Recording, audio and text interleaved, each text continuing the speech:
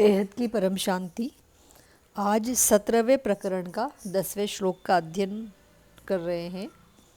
न जागर्ति न निद्राति, नौन मीलति न मीलति, अहो परदशा क्वा अपि वर्तते मुक्त चेतसः।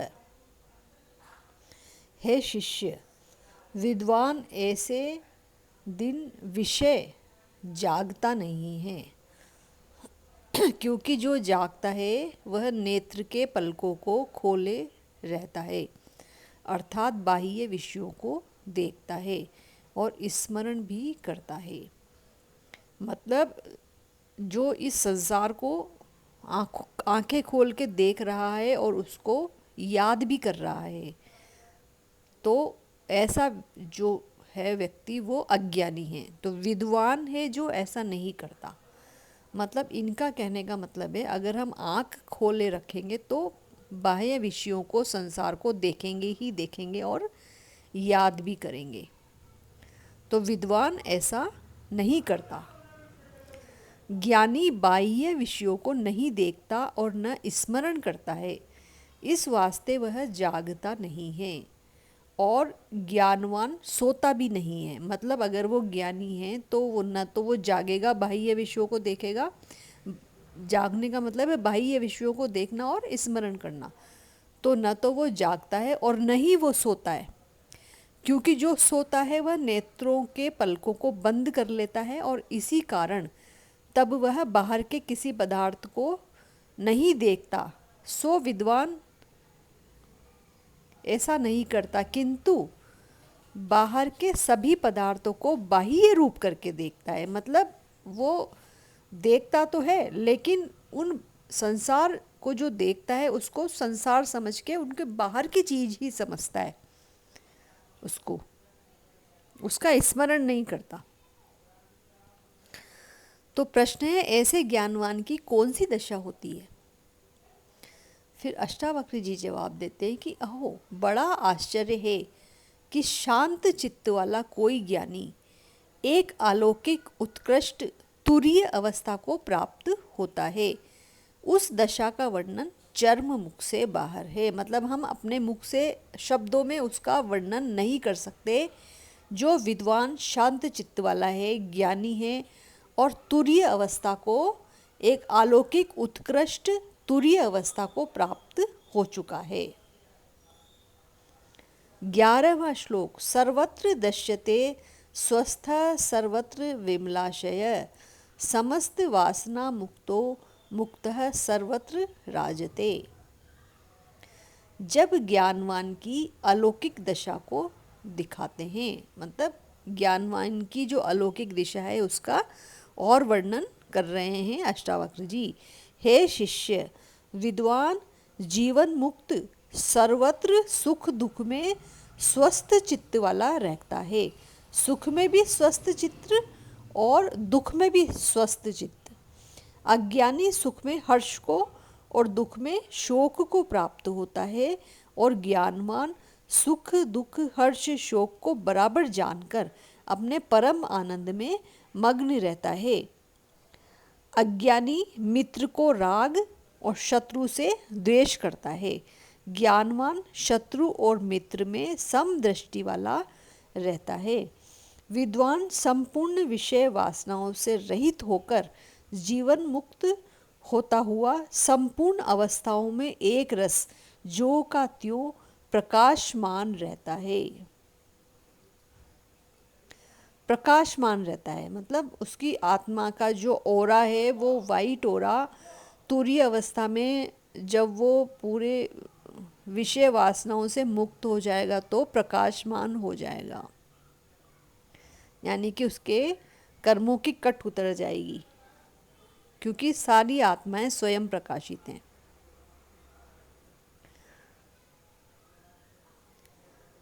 12वां श्लोक, पश्यन् श्रवन् स्पृशन् जिघ्रन् अश्नन् ग्रहन् वन्दन् व्रजन् इहि तानि हिते मुक्तः एव महाशय।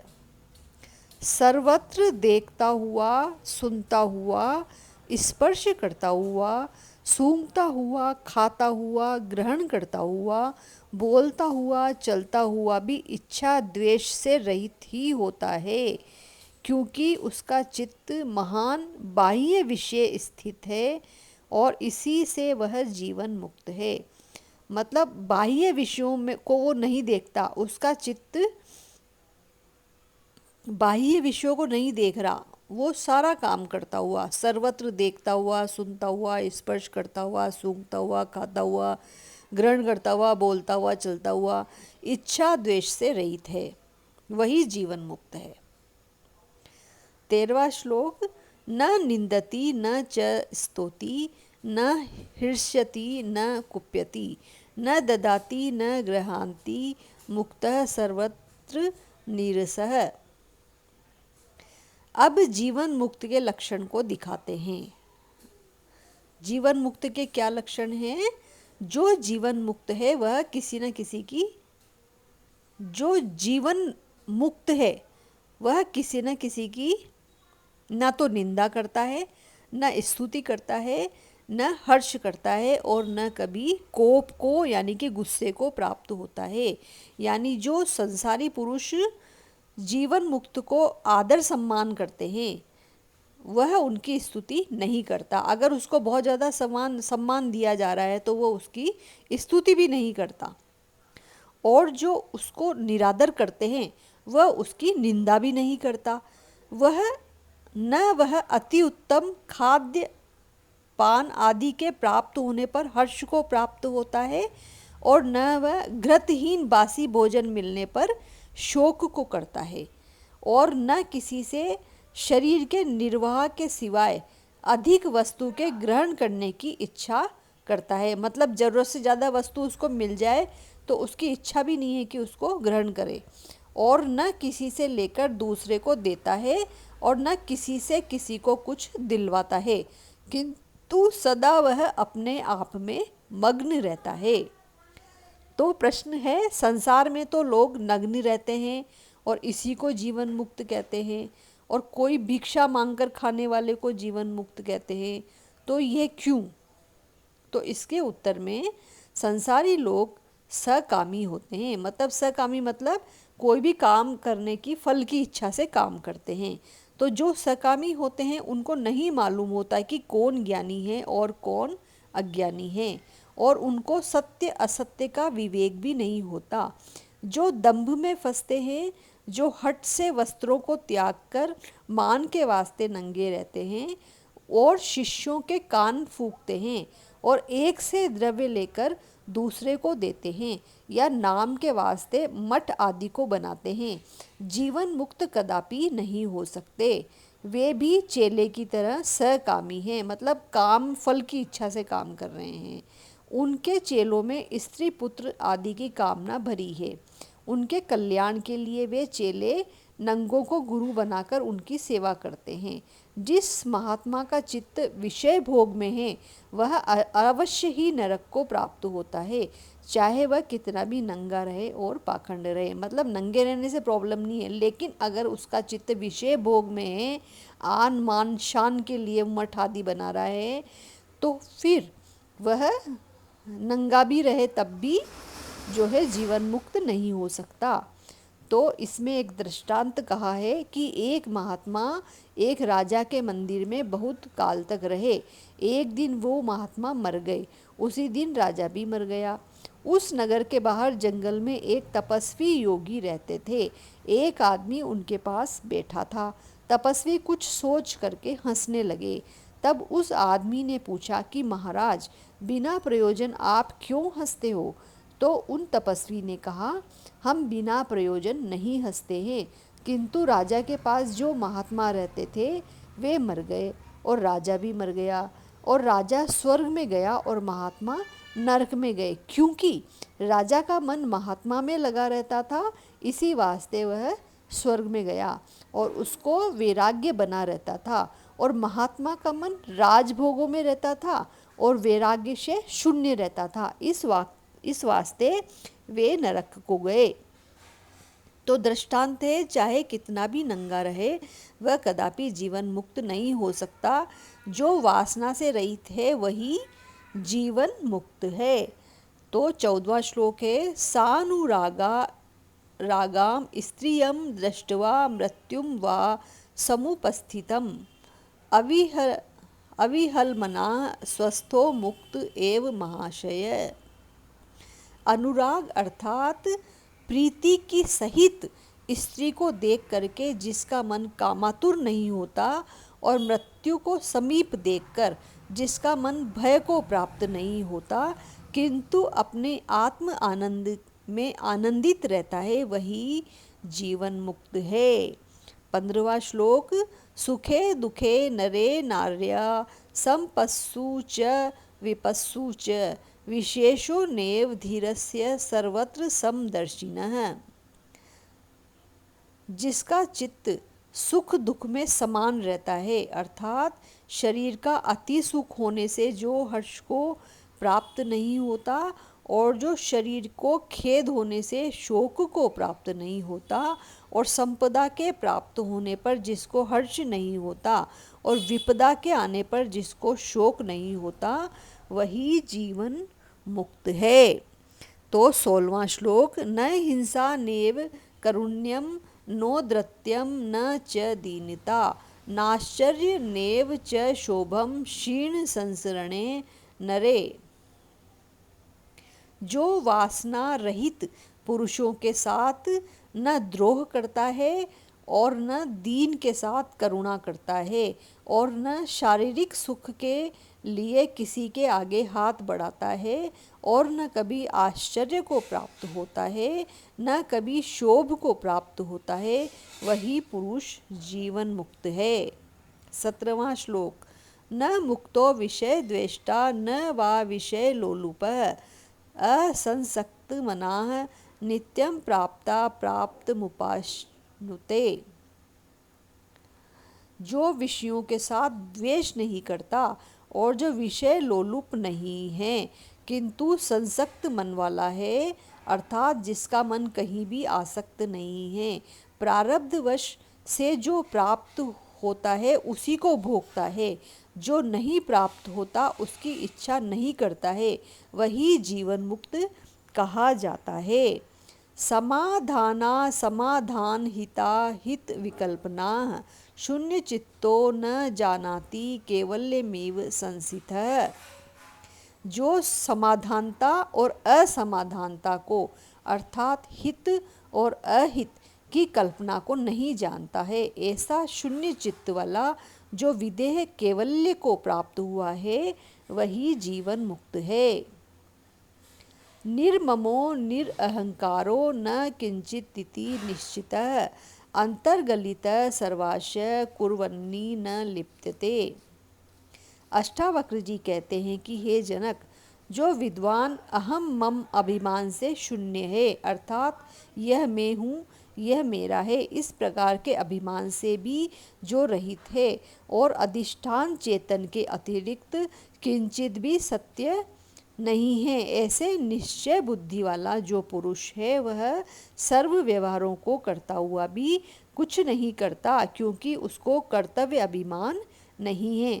मतलब अभिमान नहीं है, कर्तव्य अभिमान, तो वो करता तो सब कुछ है, लेकिन उसको अभिमान नहीं है, वही जीवन मुक्त है। मनः प्रकाश संसोह स्वप्न जाअय विवर्जित दशाम कामपि संप्राप्तो भवेद गलित मानसः। अर्थात हे शिष्य, गलित हो गई है अंतःकरण की वृत्ति जिसकी, जिस विद्वान के मन में संकल्प विकल्प आदि नहीं आते हैं, और दूर हो गया है स्त्री पुत्र आदि के मोह से, जिसका अंतरात्मा, तो अंतरात्मा की तरफ है चित्त का प्रवाह जिसका, और जो जड़ता से रहित है, अपने आत्मानंद में सदैव ही स्थित है, वही जीवन मुक्त कहलाता है। इति अष्टावक्र गीताया सप्तदर्शक प्रकरणम समाप्तम। वीडियो को अंत तक देखने के लिए बहुत बहुत धन्यवाद। और हम सब विश्व परिवर्तन के लिए, पूरे विश्व में परम शांति फैलाने के लिए योग करें, आइए हम सब मिलकर कल्याण करें, आइए हम सब मिलकर स्व कल्याण करें। तो उसके लिए जो है हमें ज्ञान जरूरी है कि हमें परम शांति के लिए, पूरे विश्व में परम शांति फैलाने के लिए योग कैसे लगाना है। तो उसके लिए सबसे पहले जो है इस ब्रह्मांड के जो शिव हैं, उसके बाद अनंत कोटि ब्रह्मांडों से मिलके एक महाब्रह्मांड यानी कि गैलेक्सी बनती है, वहाँ के मालिक है महाशिव। इसी तरीके से अनंत गैलेक्सी मिलके एक क्लस्टर ऑफ गैलेक्सी बनाते हैं, उसका मालिक है परम महाब्रह्मांड कहते हैं उसको, उसका मालिक है परम महाशिव। इसी प्रकार से बहुत सारी क्लस्टर ऑफ गैलेक्सीज मिलके सुपर क्लस्टर ऑफ गैलेक्सीज बनती हैं, वो है परम परम महाब्रह्मांड, वहाँ का मालिक है परम परम महाशिव। इसी तरीके से परम परम परम अनेक परम महाब्रह्मांड हैं, और उस तरीके से जो शिव की जो पोस्ट है वो बढ़ती जाती है, जितने परम लगाएंगे उतने परम परम महाशिव। तो उस प्रकार से हम बुद्धि से ऊंचते ऊंच परम धाम में पहुंचकर उस ऊंचते ऊंच परम पिता परमेश्वर को परम प्रकाश रूप में बुद्धि से याद करेंगे। तो उनकी पावर लेके जब हम ये मंत्र बोलेंगे, बेहद के बेहद की परम परम परम महाशांति है, महाशांति है, महाशांति है, ये मंत्र हम आत्म के स्वरूप में होकर बोलेंगे, तो जो है हम पूरे विश्व में अपने संकल्पों से परम शांति फैलाने में बापूजी का सहयोग कर सकते हैं। बापूजी का यूट्यूब चैनल है बापूजी दशरथ भाई पटेल, वहाँ से उनका ज्ञान भी सुन सकते हैं। और अगर हमें योग लगाने का इच्छा है तो सुबह 5:30 से 6:30 परम शांति मोटिवेशन एवं मेडिटेशन चैनल, उस पर हम साक्षी बहन से जो है ज्ञान भी सुन सकते हैं और योग भी लगा सकते हैं, परम शांति मेडिटेशन एवं मोटिवेशन चैनल। और शाम को बापूजी दशरथ भाई पटेल यूट्यूब चैनल पर 10 से 11 रोज़ लाइव क्लास चलती है, ज्ञान और समाधि, ज्ञान चर्चा और समाधि।